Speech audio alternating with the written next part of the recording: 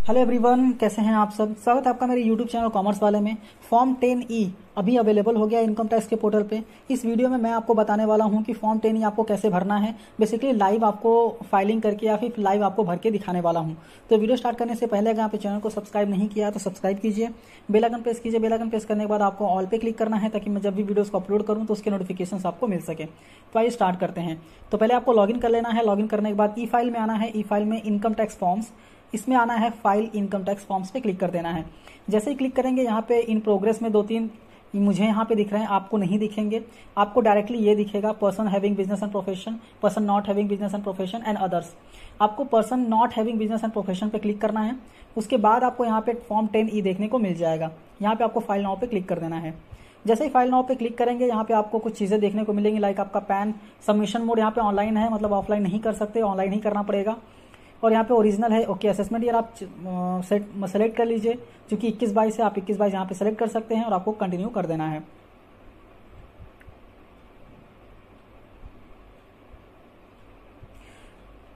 Continue करने के बाद यहाँ पे आपका लेट्स गेट स्टार्टेड पे आपको क्लिक करना है। यहाँ पे कुछ चीज़ें लिखी हैं, आप रीड कर सकते हैं, कोई भी प्रॉब्लम नहीं है। आप सेक्शन 89 में रिलीफ ले सकते हैं, ये सारी चीज़ें यहाँ पे लिखी हुई हैं। और ये फॉर्म अप्लीकेबल क्यों है और वो कहाँ पे लिखा गया है, तो रूल 21AA में लिखा गया है। तो रूल 21AA आप भी पढ़ सकते हैं, कोई इशू नहीं है। मैं यहाँ पे आपको फॉर्म कैसे भरना है वो बताने वाला हूँ बेसिकली। तो लेट्स गेट स्टार्टेड पे आपको क्लिक कर देना है।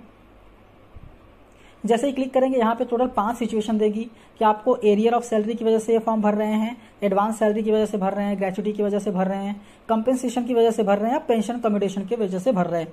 तो मैं यहाँ पे आपको एरियर्स ऑफ सैलरी के बेसिस पे बताने वाला हूँ। यहाँ पे कोई भी ऑप्शन सेलेक्टेड नहीं रहेगा, इसमें से आपका जो ऑप्शन है वो सेलेक्ट कीजिए और कंटिन्यू कीजिए। तो फिलहाल मैं एरियर्स ऑफ सैलरी के बारे में यहाँ पे आपको बताने वाला हूँ। तो एरियर ऑफ सैलरी पे क्लिक करना है और कंटिन्यू पे क्लिक कर देना है। जैसे ही कंटिन्यू पे क्लिक करेंगे यहाँ पे कुछ कंप्लीटेड आ रहा है। चूंकि मैंने पहले स्टार्ट कर दिया था इसकी वजह से कंप्लीटेड आ रहा है, बट आपको यहाँ पे कंप्लीटेड लिख के नहीं आएगा, आपको तीनों को कंप्लीटेड करना पड़ेगा। तो आपको पहले क्लिक करना पड़ेगा। क्लिक करने के बाद यहाँ पे आपका नाम आ जाएगा, पैन नंबर आ जाएगा। इसके बाद यहाँ पे पूछेगा रेसिडेंशियल स्टेटस। मैंने यहाँ पे रेसिडेंट क्लिक किया हुआ है। यहाँ पे 3 ऑप्शन है, resident, non resident and non ordinary resident. अभी आपको सेलेक्ट करना है कि आप इसमें से क्या हैं। अगर आपको पता है कि कैसे पता करते हैं कि आप रेसिडेंट है, नॉन रेसिडेंट है या फिर नॉट ऑर्डिनरी रेसिडेंट है, अगर आपको पता है तो ठीक है, नहीं पता है तो आप कमेंट कीजिए। मैं डेफिनेटली इस पर एक वीडियो बना दूंगा कि आपको कैसे चेक करना है कि आप रेसिडेंट, नॉन रेसिडेंट या फिर नॉट ऑर्डिनरी रेसिडेंट हैं। तो यहाँ पे बेसिकली मैं यहाँ पे रेसिडेंट हूँ, इसलिए रेसिडेंट सेलेक्ट कर लिया है और सेव कर दिया है। जैसे सेव करेंगे यहाँ पे कंप्लीटेड का ऑप्शन आ जाएगा। ओके, मेन अपना है ये एरियर सैलरी फैमिली पेंशन, इस पर आपको क्लिक कर देना है। जैसे ही क्लिक करेंगे यहाँ पे कुछ डिटेल्स देखने को मिल जाएंगी। यहाँ पे डिटेल्स आपको डालना पड़ेगा।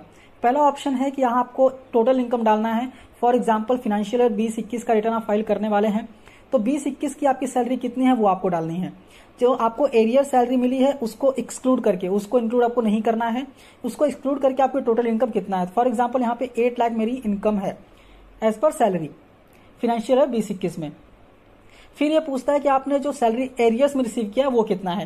यहाँ पे आप देखेंगे यहाँ पे टाइप करने को नहीं मिलेगा, तो नीचे एक टेबल है, वो टेबल पे मैं जब टाइप करूंगा तो ये ऑटोमेटिक जो है फिल होके आ जाएगा। तो इसको हम फिलहाल अभी छोड़ देते हैं। थर्ड ऑप्शन है, यहाँ पे बोल रहा है टोटल इनकम। तो आपका टोटल इनकम कितना होता है, मतलब ये 8 लाख जो आपको मिला है 20-21 में, और दूसरा ये आपका एरियर्स ऑफ सैलरी जो मिली है, दोनों मिला के कितना इनकम होता है वो यहाँ पे आ जाएगा। सेकेंडली यहाँ पे है tax on total income, that means total जो इनकम यहाँ पे आया हुआ है उसका उस पर टैक्स कितना आ रहा है। ये सिस्टम कैलकुलेटेड है, आप चाहें तो इसको चेंज कर सकते हैं, यहाँ पे चेंज का ऑप्शन है।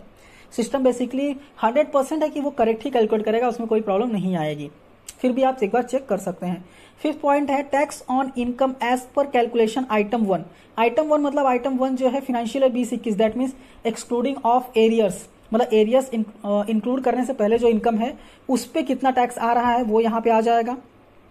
एंड सेकेंडली यहाँ पे आएगा tax on salary family pension received in arrear, मतलब जो एरियर में आपने रिसीव किया है उस पर कितना टैक्स है वो यहाँ पे आ जाएगा। तो बेसिकली पहले मैं ये टेबल भर देता हूँ जिससे कि आपको इजीली समझने में आ जाएगा कि यहाँ पे कौन कौन से कॉलम्स, कौन कौन से अमाउंट्स आ रहे हैं। तो आपको एरियर्स वाला डिटेल कहाँ पे भरना है, यहाँ एड डिटेल्स पे क्लिक करना है। एड डिटेल्स पे जैसे ही क्लिक करेंगे यहाँ पे आपको फाइनेंशियल सेलेक्ट करना पड़ेगा कि कौन से फाइनेंशियल ईयर का एरियर आपको मिला है। तो मैं अभी फिलहाल 19-20 सेलेक्ट कर लेता हूँ। 19-20 में कितना इनकम था आपका, कितना इनकम था इन द सेंस आपने कितना इनकम शो किया था आपके आईटीआर में। तो फॉर एग्जांपल उस टाइम पे मैंने 8 लाख शो किया था, या फिर हम ऐसा ले लेते हैं मैंने 7 लाख शो किया था। ओके, मैंने यहाँ पे 7 लाख शो किया था और यहाँ पे ये पूछ रहा है ये वाला कॉलम कि आपका एरियर कितना था, मतलब उस टाइम का एरियर कितना था जो आप अभी करंट ईयर में शो करने वाले हैं। तो वो एरियर फॉर एग्जांपल मेरा 1 लाख रुपए एरियर था जो मिला नहीं था, इसलिए मैंने शो नहीं किया था।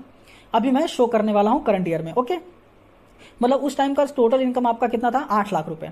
उस 8 लाख रुपए के बेसिस पे आपको कितना टैक्स भरने का आ रहा है, 75,400 रुपए। फॉर एग्जाम्पल आपने उस साल में आप आईटीआर, आपका आईटीआर एक्नॉलेजमेंट जो है वो देख के यहाँ पे अमाउंट डालना है आपको।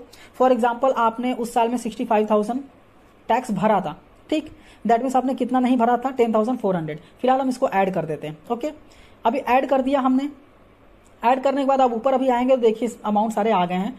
8 लाख मेरा इनकम है 2021 में, 1 लाख जो है मुझे एरियर मिला है, टोटल कितना 9 लाख हो गया। ठीक, 9 लाख पे कितना टैक्स आता है, 96,200। ठीक, अगर 9 लाख नहीं होता, मतलब अगर 1 लाख एक्स्ट्रा नहीं होता तो 8 लाख पे मुझे कितना टैक्स भरना पड़ता, 75,400। ओके, मतलब 1 लाख एक्स्ट्रा आने की वजह से मुझे कितना भरना पड़ रहा है, 20,800। आई होप आपको ये समझ में आ गया होगा। अभी 20,800 मुझे भरना पड़ रहा है उस 1 लाख की वजह से। अभी नीचे यहाँ पे आ जाता है tax computed in accordance with table A. अभी टेबल ए के बेसिस पे कितना टैक्स कैलकुलेट हुआ है, 10,400। तो आपको रिलीफ कितना मिलेगा, 10,400। अभी यहाँ पे 10,400 10,400 आ गया है, इसकी वजह से आपको थोड़ा कंफ्यूजन हो सकता है, तो मैं अमाउंट थोड़ा सा एडिट कर देता हूँ। ठीक है, यहाँ पे एडिट पे क्लिक करता हूँ मैं। फॉर एग्जाम्पल यहाँ पे मैंने 65 नहीं 68,000 भरा हुआ था। ठीक, 68,000 भरा हुआ था, मतलब मैंने 7,400 कम भरा था फाइनेंशियल ईयर 19-20 में। मैं यहाँ पे सेव कर देता हूँ। ठीक, अभी आपको समझने में ज्यादा आसानी होगी। 8 लाख मेरा इनकम है, मुझे 1 लाख एरियर मिला है, मतलब टोटल 9 लाख मिला है। टोटल 9 लाख पे 96,200 टैक्स आता है। बट अगर वो 1 लाख नहीं होता तो 8 लाख होता तो मुझे 75,400 पे करना पड़ता। तो मुझे अभी कितना एक्स्ट्रा पे करना पड़ रहा है, 20,800 एक्स्ट्रा आ रहा है। तो मुझे अभी रिलीफ कितना मिलेगा। ठीक, चूंकि अगर वो 1 लाख मैं उसी टाइम पे भर देता तो मुझे 7,400 भरना पड़ता। ध्यान से सुनिए, अगर वो 1 लाख मैं 19-20 में भरता तो मुझे 7,400 भरना पड़ता। ठीक, बट अभी वो 1 लाख अगर मैं करंट ईयर में ऐड कर रहा हूं तो मुझे 20,800 से बढ़ जा रहा है। दैट मीन्स मुझे रिलीफ कितना मिलेगा, 13,400 का। समझ गए?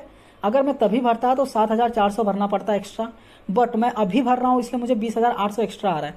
तो मुझे कितना रिलीफ मिलेगा, 13,400। आई होप आपको यह क्लियर हो गया होगा। अभी आपको इसको कर देना है सेव। जैसे सेव करेंगे देखिए तीनों कंप्लीटेड हो गया है। अभी तीसरा कंप्लीट कैसे करना है, अब 2 आपने कर लिया, तीसरा कैसे कंप्लीट करना है, तो तीसरे पे क्लिक करना है और यहाँ पे टिक नहीं रहेगा, आपको टिक कर देना है। बस टिक कर दिया और सेव कर दिया। ये तीसरा भी मेरा कंप्लीट हो गया। अभी हम कर देंगे प्रीव्यू।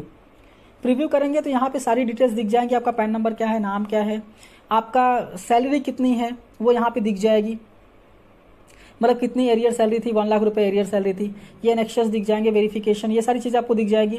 फिर करंट ईयर में सैलरी कितनी है, एरियर कितनी मिली है, टोटल कितना हो गया, सारा कैलकुलेशन यहाँ पे आपको दिख जाएगा। उसके बाद आपको प्रोसीड टू ई वेरीफाई पे क्लिक करना है और यस करना है।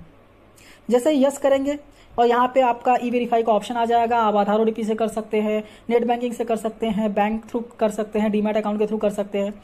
इस पर क्लिक कीजिए, क्लिक करने के बाद ओटीपी आएगा, ओटीपी सबमिट कीजिए और कंटिन्यू करके आप सबमिट कर सकते हैं। सबमिट करने के बाद आपका बेसिकली फॉर्म 10E जो है वो प्रॉपर्ली आपने भर दिया है। अभी आप आगे का आपका रिटर्न जो है कर सकते हैं। जब आप रिटर्न फाइल करने जाएंगे तो वहां पे टैक्सेस वाला जो कॉलम रहता है वहां पे आपको रिलीफ का ऑप्शन मिल जाएगा। तो वहां पे ऑटोमेटिक अमाउंट आ सकता है, अगर सिस्टम कैलकुलेट करता है तो ऑटोमेटिक आ जाएगा। अदरवाइज जो रिलीफ आपने यहाँ पे देखा है वो रिलीफ आपको टाइप करना पड़ेगा।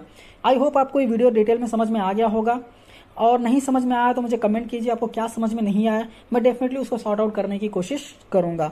और वीडियोस ऐसे ही देखने के लिए चैनल को सब्सक्राइब करना मत भूलिए। सब्सक्राइब करने के बाद बेल आइकन पर प्रेस करना है। जैसा कि मैंने बताया रेसिडेंट नॉन रेसिडेंट वो सब केसेस जो हैं वो कैसे पता करना है उसका भी डिटेल वीडियो मैं अपलोड कर दूंगा और आप उसको देख सकते हैं। ITR 1 ITR 4 कैसे फाइल करना है वो आई बटन पे यहाँ पे लिंक कर दिया है। आप देख के ITR जो है वो खुद से फाइल कर सकते हैं। तो thank you for watching and all the best.